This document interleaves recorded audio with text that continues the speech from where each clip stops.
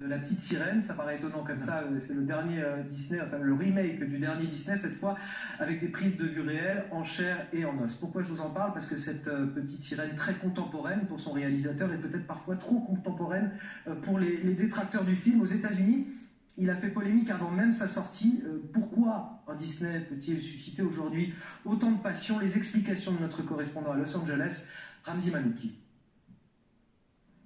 C'est une polémique qui dure depuis 3 ans, plus exactement depuis l'annonce du choix d'une actrice à la peau noire pour incarner l'héroïne Ariel dans cette adaptation en prise de vue réelle de La Petite Sirène. 3 années de bataille sur les réseaux sociaux et sur les chaînes de télévision entre ceux qui sont pour et ceux qui sont contre, une polémique à laquelle se sont joints des professeurs d'université, des scientifiques et même des historiens. Alors, chez les uns, ce choix d'une sirène noire trahit l'œuvre de Hans Christian Andersen. Chez les autres, on donne la preuve que le mythe de la sirène existe dans plusieurs cultures diverses, que ce soit en Asie ou au Moyen-Orient.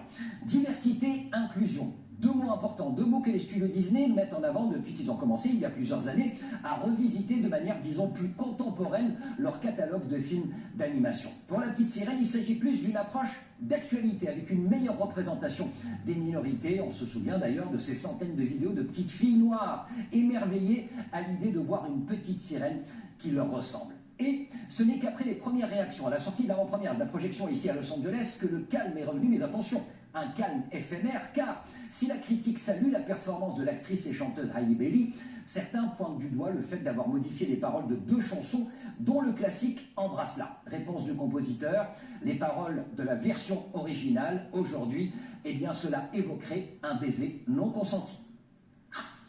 Alors évidemment, il ne s'agit pas de remettre en cause la performance de cette jeune actrice qui est très très bonne et puis qui chante merveilleusement bien par la même occasion. Mais c'est vrai que Disney depuis quelques années est sur une lancée très inclusive, très haute. Toutes les grandes entreprises, parce que diversité... C'est commercial plus qu'éthique en vérité. Non, mais diversité et inclusion sont les nouveaux piliers du capitalisme contemporain. En réalité, on ne peut pas customiser la société, sinon par définition il n'y a plus de société.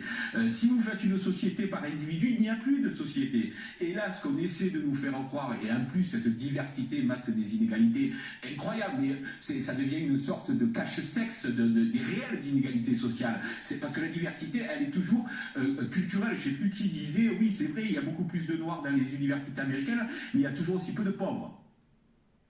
Guillaume Bigot. On a le sentiment de Disney qui vient cocher en permanence toutes les cases de l'inclusivité. Est-ce que c'est une démarche sincère, commerciale, réelle, éthique? En tout cas, ça suscite beaucoup de polémiques. D'abord, 2 commentaires. Le premier, c'est que si on veut, il y a eu la polémique aussi, vous vous souvenez, avec Maître Gims, les pyramides, etc.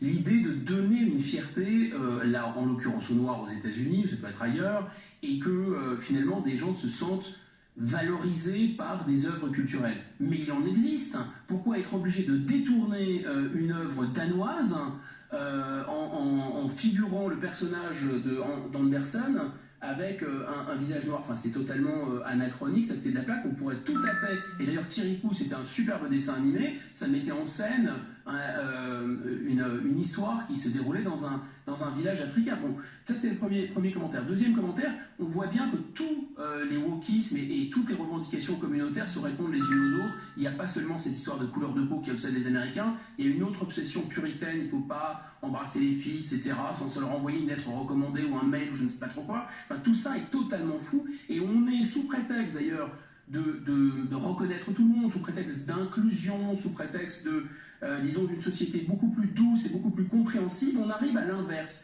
puisque chaque communauté, finalement, étant maintenant dans une demande un peu haineuse, moi je veux aussi être reconnu, et on n'y arrivera pas. 9h54 sur CNews, les sports.